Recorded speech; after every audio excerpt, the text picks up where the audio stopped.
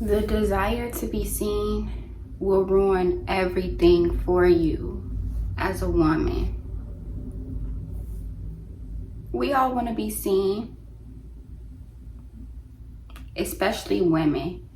It's a natural human desire for a woman to want to be seen, because back when women couldn't work, we thrived off of being seen by our husbands and our fathers, because they were the only ones who could provide for us. They had to see us, otherwise we were going to go hungry. We would go without if the man in our life did not see us. And that same mentality has followed us women from generation to generation to generation. And the desire to be seen, I would imagine it started out as women just acting out. For an example, I had watched the movie Marilyn Monroe, and essentially she had a very trying life. I didn't know how hard Marilyn Monroe life actually was. I'm not going to give out the details as if I know it, because it's just a movie and I will never know what played on behind the scenes. But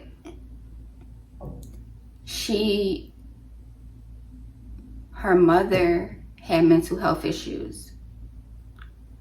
Her father was not around. Her grandmother, who she would run to for that refuge and that comfort, ended up dying. So she was left in the hands of her mother, who went to the mental hospital eventually. And then she was just thrown to the wolves. She went to foster care. And when she got older, she was thrown to the wolves again, because her foster mom married her off to just about anybody, because she was fearful that her husband was taking liking to Marilyn, like liking her. And so Marilyn was fearful of not being seen, like that little girl who needs to be seen to be protected and fended for. And her not being seen, it started out very normal. When a woman is not seen, it starts off very normal. It starts off as a little girl pouting and stomping her foot and crossing her arms until her dad stops walking and come back and pick her up. It starts off as a little girl crying, asking, "Where's my dad?" Trying to pick up the phone, wanting him to call. "Where's my dad? Where's my dad?" And then little by little by little, as a woman is continuously not being seen, that innocent acting out turns into seductiveness. It turns into... AJ. What's up, bro? You good? Yeah, I'm good. I'm just recording a YouTube video. Alright, good. You like chocolate donuts? On the plate. Dude gave me an extra one. It's on the table. Alright, good. Alright, see, look. Who gave you an extra one? I went to Dunkin'. Oh, alright, good. Alright, see, look. See you. That innocence of acting out as a little girl turns into seductiveness, being nasty, being what the Bible calls a wayward woman. I want to read something to you. This is Proverbs chapter 7. It says,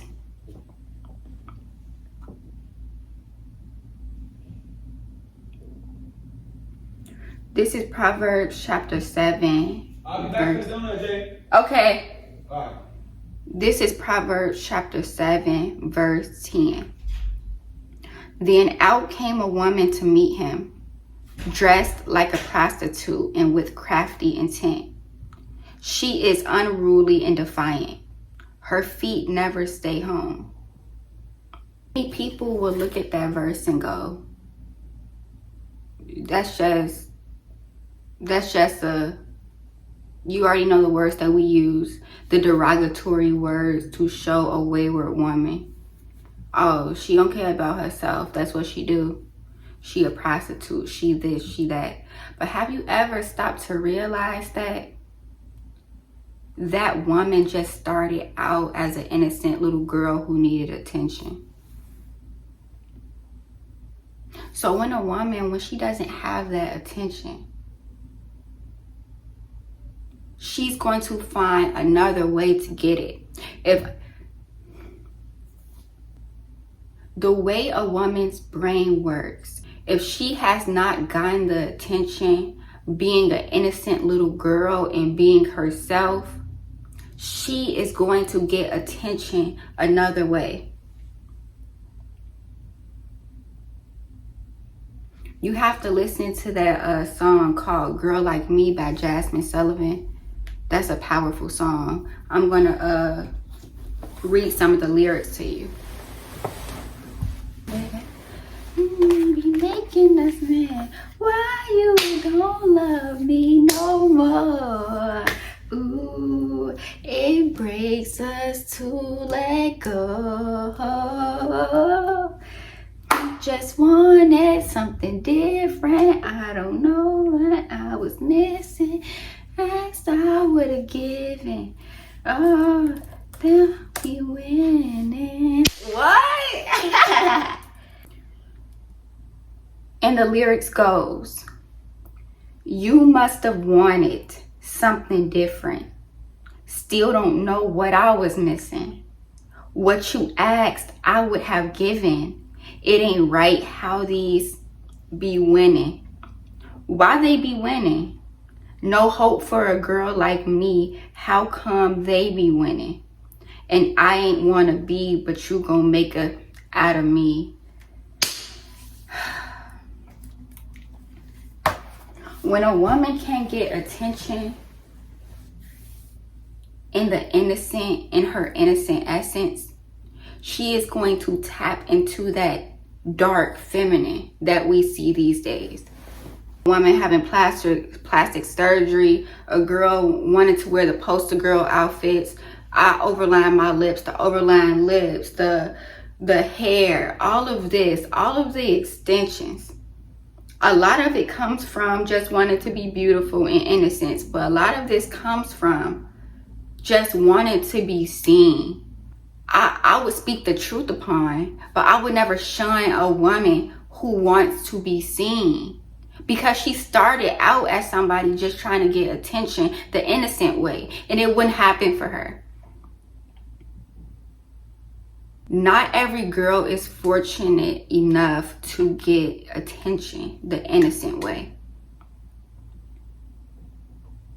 I remember somebody told me every girl needs a man to spoil her that's not asking for sexual favors in return.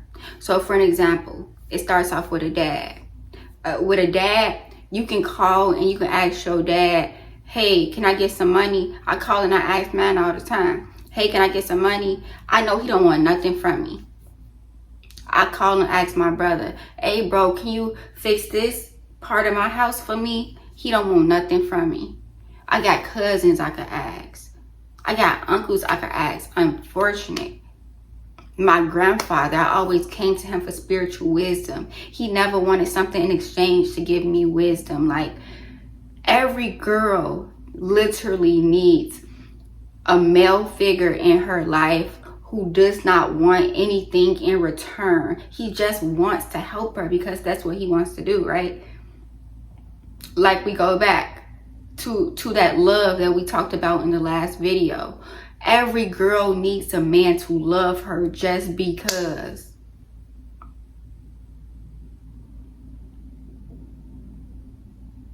I pray that on every single woman watching this, that a man comes into your life and loves you just because. It doesn't even have to be romantic. If it's a teacher, if it's just a non-sexual relationship with a man to show you that you are loved just because. Some women never had that before. Some women, the only way they was able to get attention from a man was through adulterous acts.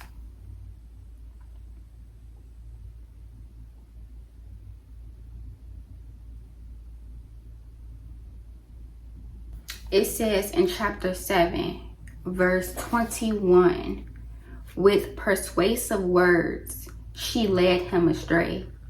She seduced him with her smooth talk. We have to talk about how it's two worlds of femininity, because the soft girl feminine topic is so popular these days. And the reason I want to talk about it is because I have a TikTok with the name Feminine Liberty. And I started a couple of years ago when I first got into what femininity was. I would post quotes on my TikTok. And I've been doing it for, I don't want to lie, I want to say going on 3 years now, 2 to 3 years. And I still post on there to this day. And so when I started posting on femininity, there were people talking about it, like you have your April Masons, you have your different people talking about it.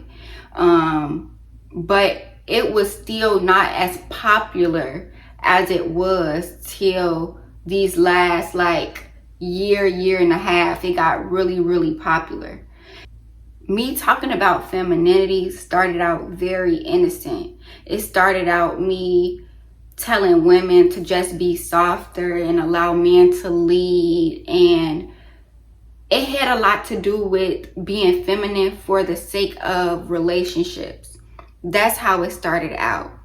But I am so glad that as time progressed, the feminine topic got very polluted with dark femininity, meaning we're not going to do femininity the right way. We're not going to be gentle just because. We're not going to be loving just because. We're going to take a route of being sly and manipulative and smooth talking and using our looks and using our sexuality to the fullest advantage so that we can get what we've never received before. Because since guys don't listen to us when we are the good girl, that's why a lot of these books coming out. What's it called? Something like Nice Girls Finish Last, White Man Like the B Word. A lot of that talk has came out because a lot of women have realized that there are plenty of men to where if you are not leading with your sexuality, he don't want nothing to do with you. If you're not his sister, if you're not his mother, if you're not no kin to him, if you're not leading with no type of sexuality, he don't want nothing to do with you because that's where his mind is at. So a lot of women have realized that in order to get men, the collective of men's attention, I need to tap into that sensuality. And so I said all of this to say, when I started out doing my TikTok, it was very pure, but then a lot of other femininity content came out to where they were talking about things greater than relationship. It was talking about things, how am I going to use my femininity to self-soothe? How am I going to use my femininity to serve me? And all of this stems from the desire to be seen.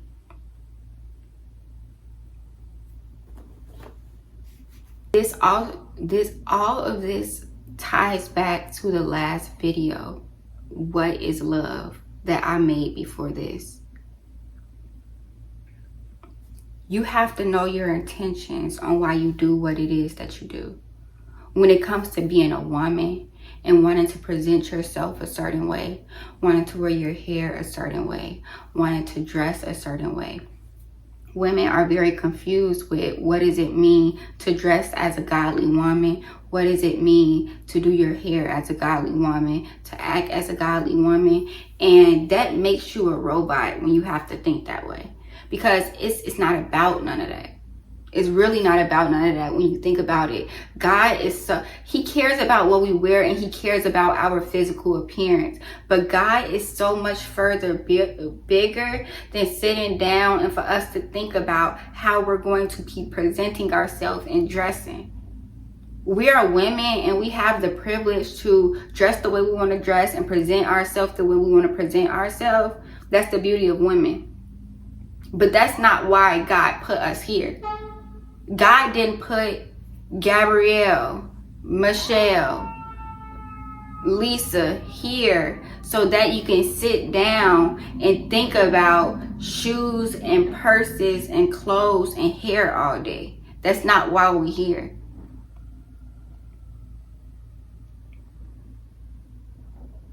You have to think about why you want to present yourself a certain way so that you can convey a certain message.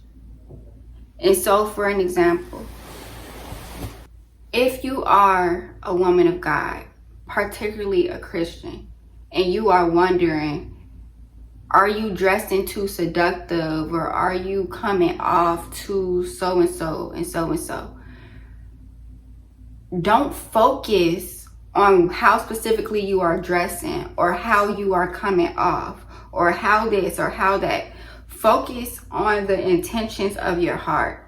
You have to literally go back like old school, take a piece of paper, take a pen, and literally write down your relationship with men. You can start with, how was your relationship with your father? Because don't get it wrong, people just feel like absent fathers make for wayward and seductive daughters. Fathers who were there, who were mean or rude, or didn't really see them or didn't spend the time with them, they also make for wayward and seductive daughters. Fathers who were absolutely perfect and did all that they could do, but the girl found a boyfriend and that boyfriend turned her out, make for wayward and seductive women.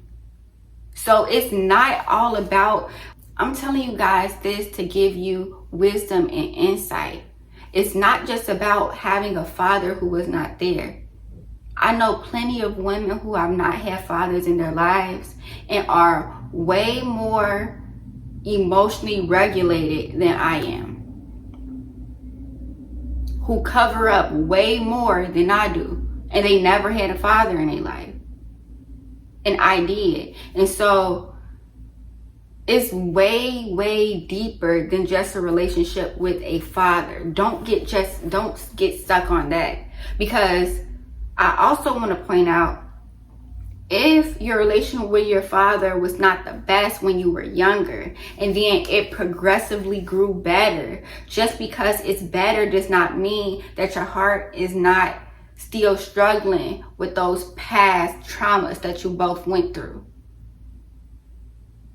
Time healed the relationship, but the heart still remember those moments, those bad moments that you had with your father.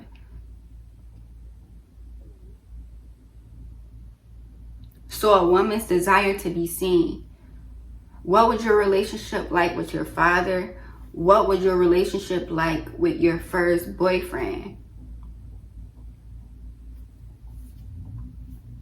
Whoever set the stage of romantic love for you plays a huge part in your desire to be seen as well.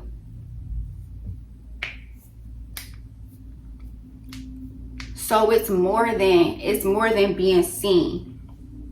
And it's more than being seen. Sure, women want to be seen physically for people to know that we are here. But another way of being seen is being heard. How did the men in your life hear you? Did they hear you when you spoke about your dreams? When you say, hey dad, or hey boyfriend, or hey brother, I want to be a such and such and such and such. I want to be a doctor. Did they look at you and go, why would you want to be that? Women can't be doctors. Or even if you told them, hey, I want to be a housewife, and they go, why would you want to be a housewife? Why you don't want to do nothing with your life? And so women want to be seen physically. We want to be heard. We want to be understood. It's so much more than a man just being there. It's so much more than a man sitting down and actually listening to what you are telling him. You have to be there, and you have to be absolutely present, and you have to listen to a woman. I'm talking to the men. Like, you have to sit down, you have to be present, you have to listen to the woman, you have to understand the woman. I know men are not as vocal with women, because I know women, it's been proven that women talk significantly more words than a guy in a day. So we speak way, way, way more than men do overall. And so I understand he don't have to respond back, but the conversation can come up at a later date when he says, oh, I remember when you told me this. Or just to nod his head in approval. Like, the approval of a man, it will always mean something to us. No matter if you're a Christian woman, if you're a Muslim woman, if you don't believe in anything, all women, we crave to be seen.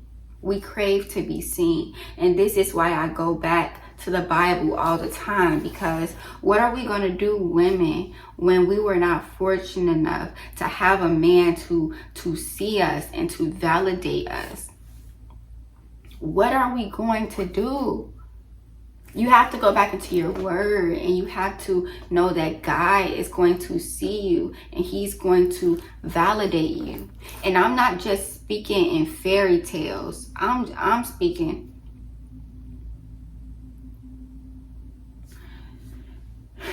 there's a hole in all of our hearts as women. And the hole is literally there. Like, don't you feel it? Don't you feel it sometimes? Like, don't you feel it when sometimes you feel like your heart hurts, or you feel like nobody understands, or you feel like, are they ever going to acknowledge all the good that I'm doing? I'm doing so much good. Is anybody ever going to acknowledge it? I feel like I can't really protect myself. Who's going to protect me? Who's going to be there for me? Who's going to tell me that it's going to be all right? Who's going to be that strong hand? And you ever get in your Bible and you read really good, or you listen to the best worship song ever, or you go to church and you hear the most bomb sermon ever, and it's like all is right with the world, and that emptiness that you felt, you don't feel it. It may only last for a moment, but that's God filling your heart, y'all. It feels amazing. Whenever you don't have a man to just feel that emptiness and see you, you have to go to the man that literally created you. That's why it feels so good when God validates you as a woman. Because when he validates you as a woman, y'all, you feel complete, because he's literally your manufacturer. It's like a doll, the cutest doll ever, and something goes wrong with the doll. The doll was able to talk and walk and do all of these things, and something went wrong with the doll, and the doll is trying to go to this person and this person and this person, and nobody knows what is wrong with the doll. But you take the doll to the exact company that created the doll, and they're able to point it out. That's the problem right there. That's the problem right there.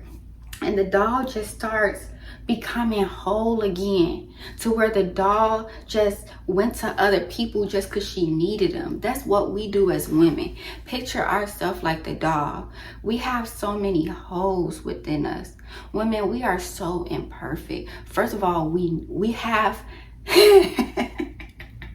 we have this weird just urge to nag about little things. Like sometimes my little sister puts the tissue the opposite way to where I can't properly rip it and I want to nag. Or when she leaves the bathroom door open, I just want to nag. Or when a dish is in the sink, I just get really angry. I felt that way this morning. I just woke up like I was just bathroom door open. Like I was just so mad. And God like, don't be so annoying. Like women, we can be very annoying. When we are excited, we talk on and on and on and on and on. We just talk all day long. And I know sometimes guys be like, will you shut up? You talk too much. And when we are happy, we get real loud. Like when we laugh, we be like, ah! When we laugh, we be loud for, you know, you ever heard a woman who laugh? She just be loud for no reason. When women laugh, we don't even hold back our laugh. We just like loud. And then even when we get emotional, a woman will sit and literally cry with everybody around. Like women, we are so annoying. I know we are. I can only imagine, like we are so annoying sometimes. And so to know that all of these little holes within us, we can literally bring to our Creator, and He will accept us in our super annoying state, and He will tell us that it's all right that we don't know how to shut up sometimes, and He'll teach us how to be quiet. He'll tell us that it's all right that we nag all the time, and how we can convey what we need without being annoying. He'll teach us that. That's why He makes us complete, because He literally teaches us where we are annoying, why we are annoying, and how to get more refined and better as women. And He doesn't judge us, and He's patient with us, and He listens to us, and He understands us. He will tell us why we need that attention from that boy so bad. And then after God get done with us, He's so good to where after He's done with us, we look back at the same guy that we needed that attention from, and He not even our type no more. Because the part of us that wanted to be seen by that guy, that was a character flaw. That was not even us for real. We were acting out of a completely different spirit that we do not even identify with anymore. And that's why we can't even see that guy the way we used to see him anymore. I say all of that to say, God is so validating, and He's so there, and He's so present. He's so present, y'all. That word just really resonated with me. He's so present. A present Father. You ever had like a friend who was there but they wasn't there? Y'all, it is so much of a difference when you have friends and one person is there. Like one person can be there all the time, but when you talk to them, they always on their phone. They're over talking you. They half not listening. They don't remember what you told them the last time. They looking at the TV while you talking. They asking you questions. They ain't got nothing to do with what you. They're there, but they're not fully present. Versus that one person, they may not even be there all the time. They may just never really answer the phone and all, but when they do, when you talk, they are fully there. They hear everything that you say. They know how to finish your sentence, but guess what? They gonna let you finish the sentence anyway when they know how to finish the sentence. They gonna ask you questions, probably already knowing the answer to the questions, but they're not gonna force you to come to any conclusion. They're just going to ask you a question to talk you in circles around what you already know. They just asking you the questions. They gonna sit there. If you cry, they don't even really gotta say nothing. They just there. They understand and they're present.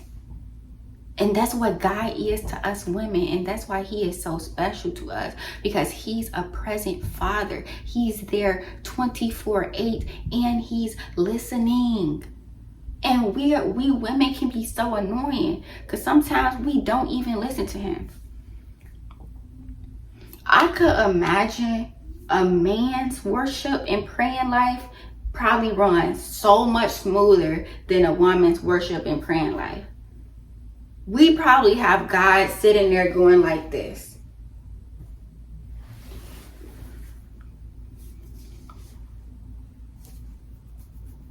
And what else?